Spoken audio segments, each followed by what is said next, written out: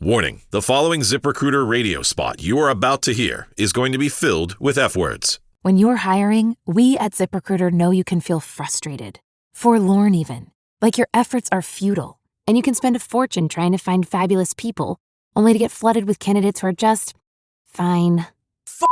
Fortunately, ZipRecruiter figured out how to fix all that. And right now, you can try ZipRecruiter for free at ZipRecruiter.com/zip. With ZipRecruiter, you can forget your frustrations because we find the right people for your roles fast, which is our absolute favorite F word. In fact, 4 out of 5 employers who post on ZipRecruiter get a quality candidate within the first day. Fantastic! So, whether you need to hire 4, 40, or 400 people, get ready to meet first-rate talent. Just go to ZipRecruiter.com/zip to try ZipRecruiter for free. Don't forget, that's ZipRecruiter.com/zip. Finally, that's ZipRecruiter.com/zip. Hi everyone, I am your host, Peter Zablocki, and you're listening to History Shorts. I hope everyone's having a great day so far, and thank you for making this show a small part of that.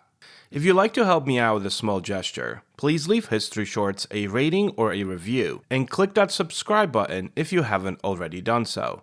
For sources and books used as the basis for these episodes, how to advertise on a show, and other information such as a list of our upcoming guests on the Conversation series, or a link to our Patreon account where you can listen to exclusive episodes not heard here, please visit www.historyshortspodcast.com. You could always shoot me an email at peter@historyshortspodcast.com.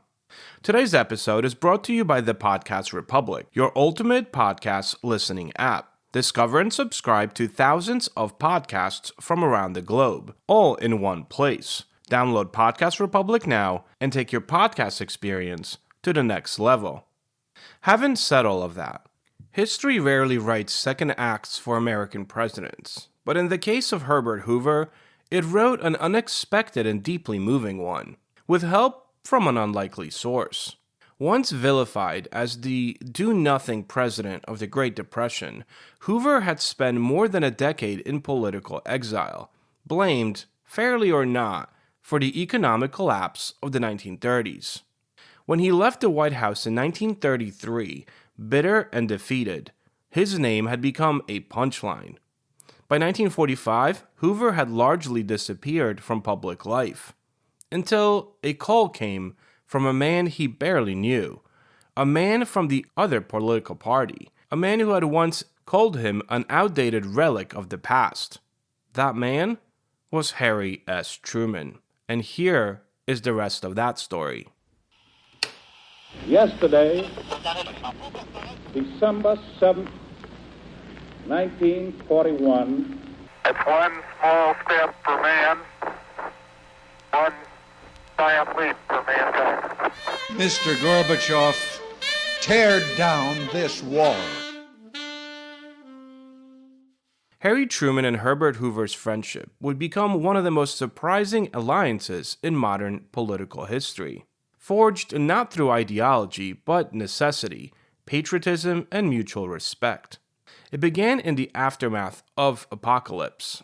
On April 12, 1945, Truman became president after the sudden death of Franklin D. Roosevelt. The nation, and indeed the world, was in chaos.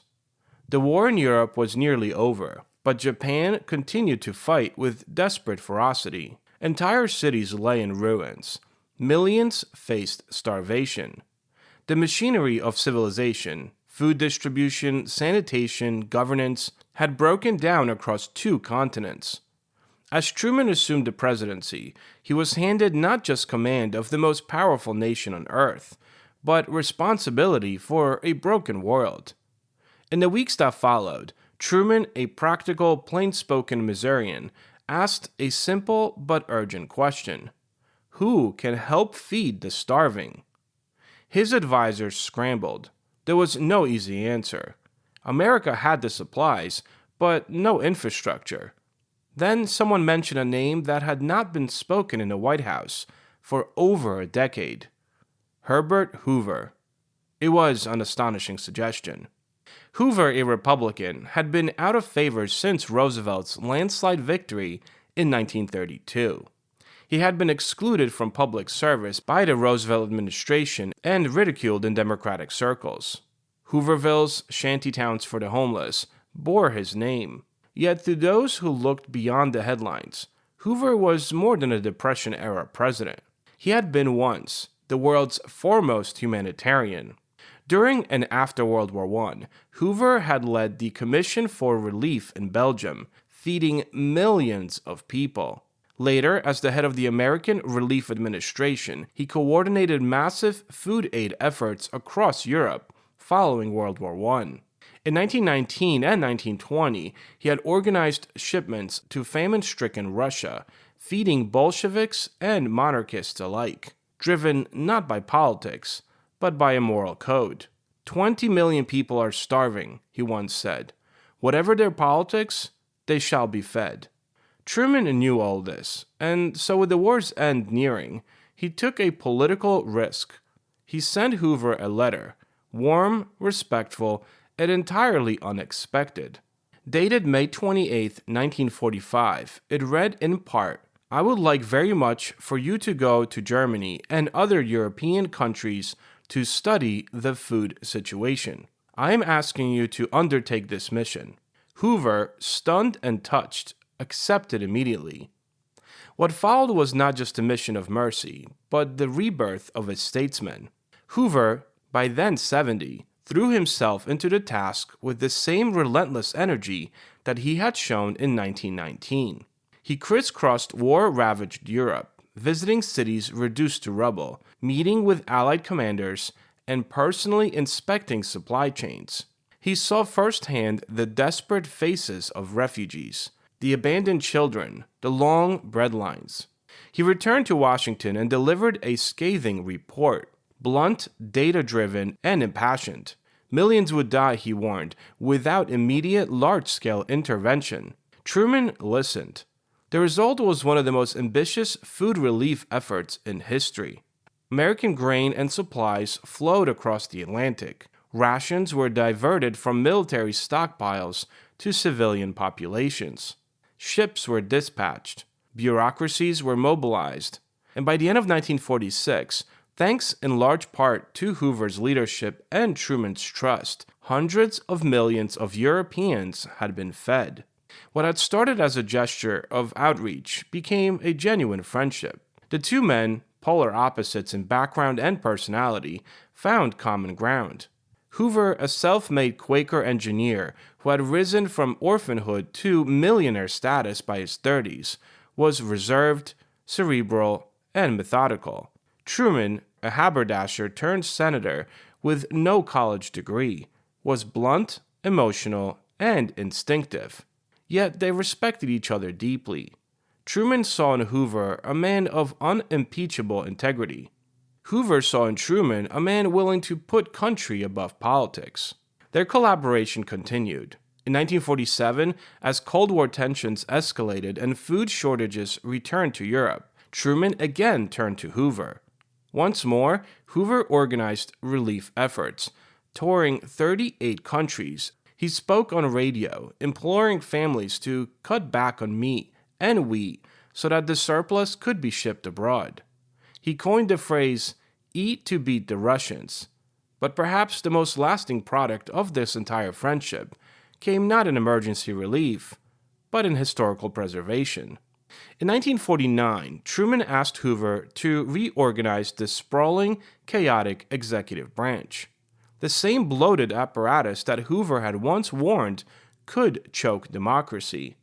The former president accepted and led what became known as the Hoover Commission, producing recommendations to streamline government, reduce waste, and modernize federal agencies. His work laid the groundwork for reforms that would last for decades. As the years passed, Truman and Hoover continued to correspond, their letters increasingly warm and personal. Truman even made a point of restoring Hoover's White House portrait, which had been removed during Roosevelt's presidency. When Hoover first visited the Truman's White House, staffers noticed something remarkable. The president stood to greet him and insisted that he enter first, a gesture of humility and respect not typically extended by a sitting president to a former one.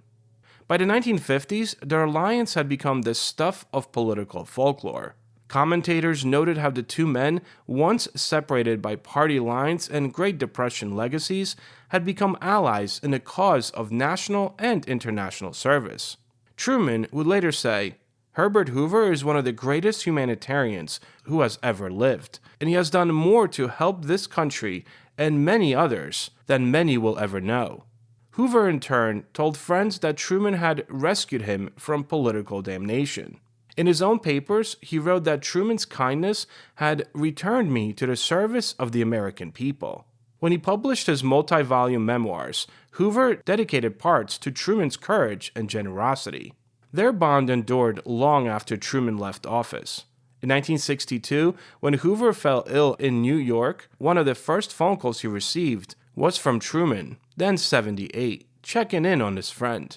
When Hoover died in 1964 at the age of 90, Truman, then also in frail health, wrote a heartfelt tribute. "He was a man of great intellect," Truman said, "but more than that, he was a man who always did what he thought was right, no matter the cost." The story of Truman and Hoover is a reminder that American politics, so often defined by rivalry and division, can also produce moments of grace. And when shared values outweigh partisan grudges, and when former enemies become allies in the service of something greater than themselves. Hoover's redemption was not complete, and Truman's own presidency remained controversial in many ways. But together, in the twilight of one and the prime of another, they proved that service, humility, and friendship can still cross every divide. In an age when political enemies rarely speak, and collaboration is seen as weakness, the Truman-Hoover story is almost radical. It tells us that statesmanship is not about who wins the argument, but about who gets the job done. It tells us that no man's legacy is fixed, and that even after war, depression, defeat, and disgrace, a man can still be called to serve and to rise again. Thanks for listening.